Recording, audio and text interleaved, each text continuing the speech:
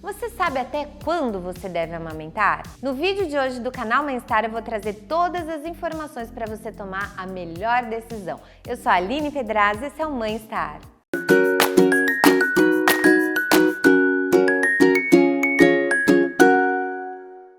Oi gente, bem-vindas e bem-vindos ao canal mais cheio de acolhimento e informação de qualidade. Eu sou a Aline Pedrazzi, esse é o Mãe Star e nós, além do conteúdo super cheio de curadoria para vocês, a gente tem um e-commerce, um site que está aqui na descrição do vídeo. Acesse lá com vários produtos e serviços para cuidar da mãe, promover saúde mental, ajudar a promover saúde mental e bem-estar na jornada da maternidade. Então vocês, gestantes e mães, podem comprar diretamente no site e também podem presentear as amigas gestantes e mães e cuidar de uma mãe também. Então conte com a gente, pesquise lá no site, tem muita coisa legal. E o vídeo de hoje nós vamos falar sobre amamentação e quando é a hora, até quando eu devo amamentar o meu bebê. Então muitas mães me escrevem no Instagram, aqui no canal e falam que muitas vezes não se sentem mais bem, não tem mais prazer em amamentar. É muito doido assim, porque a gente pensa que o desmame, né? Muitas mulheres, a maioria das mulheres tem grandes desafios no amamentar e desejam amamentar. Muitas sonham com aquele momento, têm grandes dificuldades, algumas não conseguem. E daí quando a gente vai falar, olha, consegui amamentar, estou amamentando há tantos meses, tantos anos e não quero mais, começa a se falar do desmame, ainda existe um tabu, tá? E é importante a gente falar sobre isso, porque envolve questões tanto da vida prática da mulher, mas muito também das questões emocionais e de sentimentos que um momento lá que deveria ou que potencialmente seria prazeroso entre mãe e bebê pode começar a ficar insustentável e realmente começar a ser perturbador para aquela mãe. Como que é, quando a gente fala de amamentação, o que é recomendado? Antes de tudo é importante a gente falar sobre isso. Aqui no Mãe Star, a gente gosta sempre de ponderar e realmente analisar ali a dupla, né, principal, que é mãe e bebê, os seus desejos e necessidades. Obviamente, o elo mais frágil dessa ligação, que é o bebê, a gente tende a buscar ali formas de atender as necessidades tanto físicas, fisiológicas, quanto emocionais do bebê. E a amamentação atende por um bom tempo ali, desde o nascimento até idealmente os 2 anos de vida. Isso é muito importante para o desenvolvimento do bebê. O que a Organização Mundial da Saúde preconiza? Que até os 6 meses seja aleitamento exclusivo, ou seja, nada de outro leite, nada de fórmula, nada de água, só para atender todas as demandas de sede e fome do bebê, o leite materno.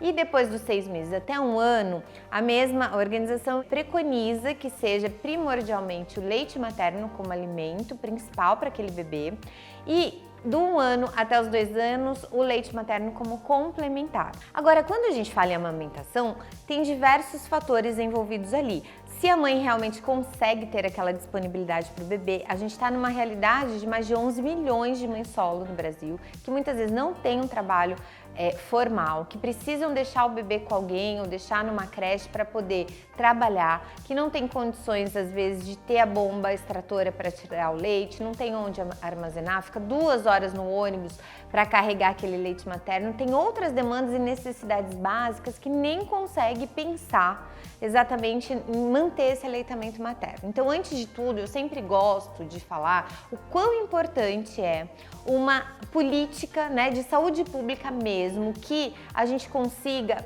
a qualquer classe social, a qualquer mulher de todas as regiões do país, a região mais vulnerável, mais pobre que seja, conseguir ter minimamente as condições que ajudem a conseguir o aleitamento materno. Isso é uma questão de saúde pública, porque além, obviamente, dos benefícios inúmeros para o bebê, para o desenvolvimento físico, intelectual e emocional, que o bebê que não tem essas condições já sai aí com uma desvantagem, né? Num país tão cheio de desigualdades, a gente tem questões para a mulher, para a mãe, o desejo dela de amamentar, o vínculo com aquele bebê, os indicadores, por exemplo, de protetores de câncer de mama quando amamenta, a mulher tem. Então, assim, como sociedade, como um país que deveria cuidar da sua população, que é a maioria, né, desse país, as mulheres e as mães, deveríamos ter melhores políticas de saúde pública. Mas voltando para nossa vida aqui localmente, o que a gente pode fazer? Vamos pensar que essa mãe tem condições de amamentar, tá? Tá numa situação, entre aspas, privilegiadas e que não tira toda a carga emocional e física de desgaste que esse processo de amamentação pode ter, e na maioria das vezes tem.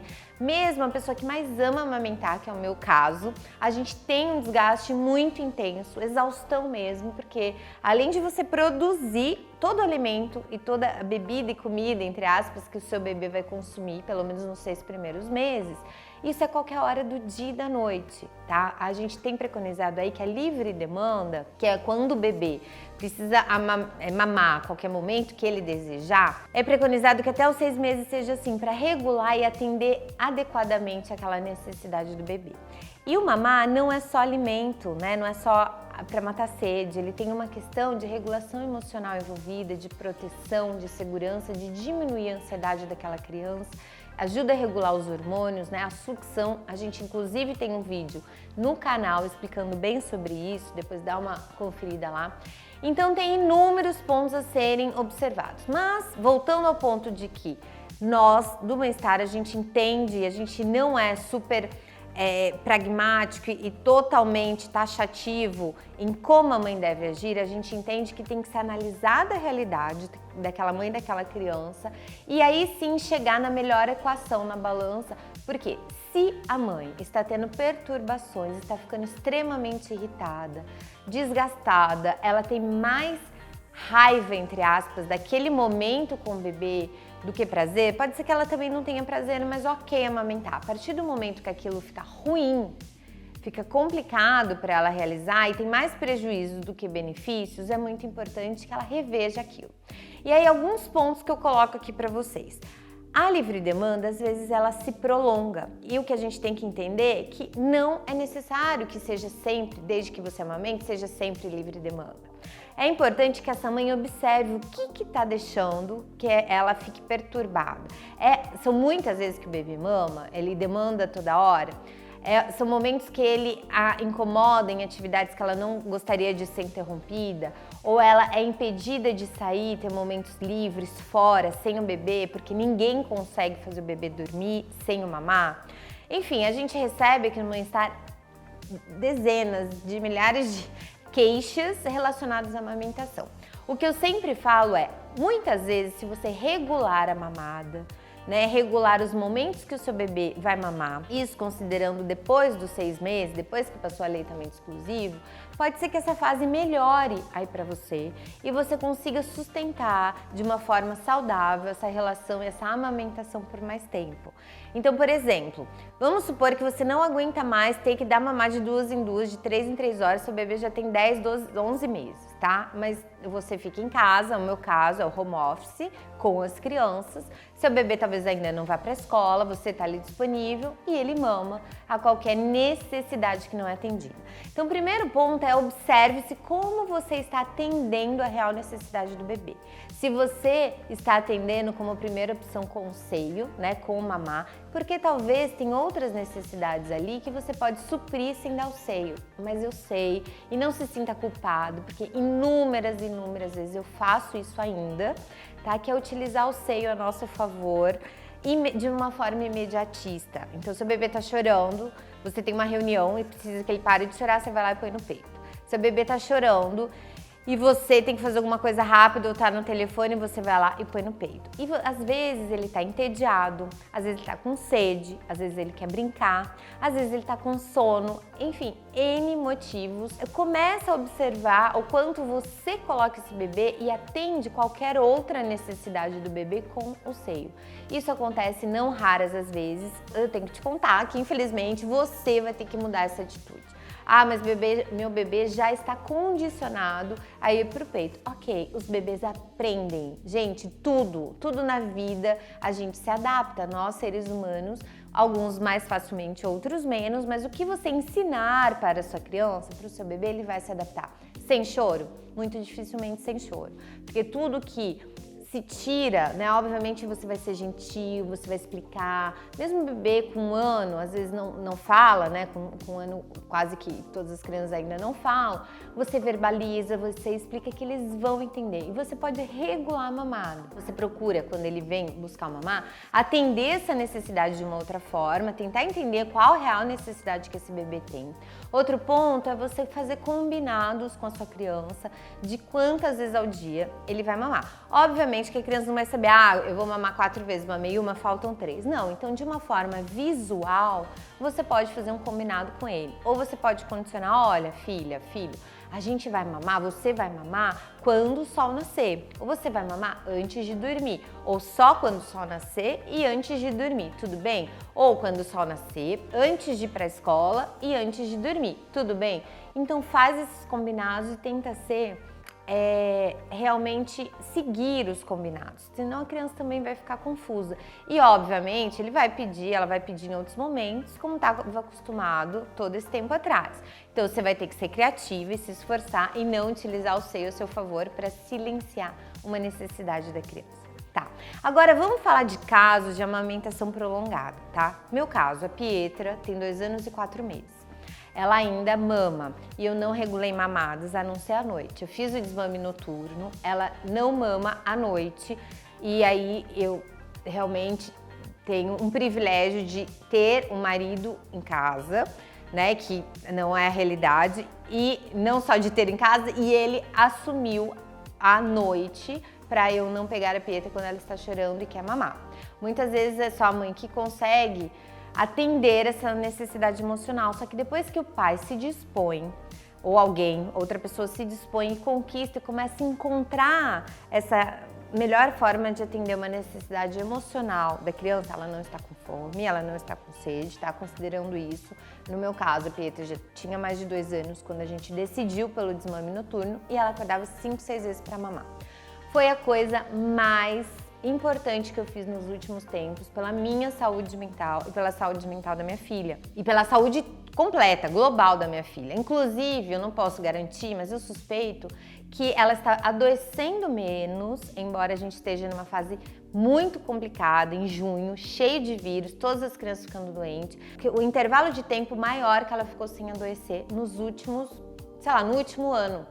Tá? E eu acredito que tem a ver com o sono, né? Com toda essa regulação que acontece hormonal, com o descanso da imunidade. Eu posso estar enganada, posso estar criando coisa na minha cabeça, mas ela só dorme, agora ela dorme 8h30, 9 da noite e mama 5h30, 6 da manhã, que é a hora que o sol nasce. Agora o sol está nascendo um pouco mais tarde, ela vai mamar um pouco mais tarde, porque o nosso combinado é, você mama antes de dormir e mama a hora que o sol nasce. Foi fácil? Não foi tão fácil. Tá? Mas eu precisava, eu estava ficando muito perturbada, irritada, uma mãe de tanto estresse que eu ficava ao longo do dia sem dormir, porque ela acordava muito. E tem outro vídeo no canal que fala exatamente passo a passo que eu fiz e algumas dicas que você pode olhar para isso. Então vamos lá, tá, Aline, quando você vai desmamar? Tem alguma indicação? 2 anos eu desmamo? Gente, não tem.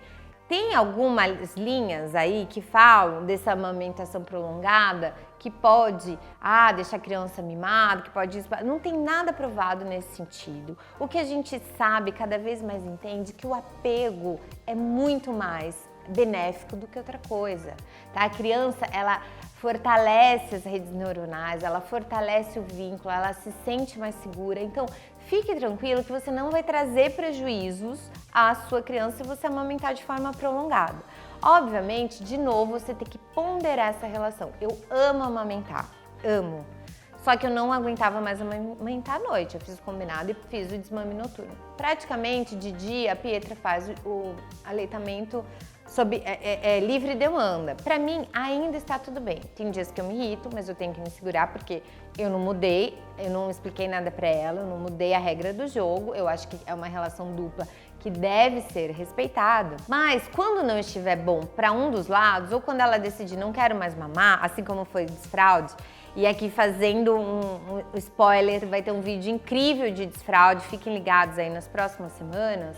mas ela vai deixar de mamar e ela vai parar de mamar e eu tenho que lidar bem com isso, que é uma decisão dela. As duas têm que estar bem nessa decisão, certo? E eu também tenho que, se eu não quiser mais, explicar para ela e fazer com que a minha vontade seja respeitada. Isso é extremamente importante, gente. A partir do momento que você decide não quero mais amamentar, aí você vai, tem outro vídeo que não é assunto desse vídeo, nesse assunto a gente queria falar sobre até quando amamentar. Aí se você realmente decide não quero mais, não tô bem, não tô nessa relação, meu bebê, eu já cumpri o meu papel nesse processo, aí você assiste o nosso vídeo para fazer o passo a passo do desmame de forma gentil. E eu novamente quero reforçar, a dupla tem que estar bem e a mãe não pode se sacrificar simplesmente em prol da criança. Ela precisa olhar para ela e praticar o seu autocuidado. Eu espero que tenha gostado desse vídeo. Quando eu decidi pelo desmame, eu venho aqui contar para vocês. Eu acho que vai ser em breve, mas eu ainda falo que eu tenho um apego e eu tenho que trabalhar isso em terapia também, porque tem coisas ali que eu acredito que são mais profundas do que simplesmente gostar de amamentar. Mas é isso, acho que é pauta para um outro vídeo, que eu já falei demais. Então, quem não se inscreveu, se inscreve no canal, aproveita, clica no sininho, que cada semana temos conteúdos incríveis para vocês. Um grande beijo e até a próxima. Tchau, tchau!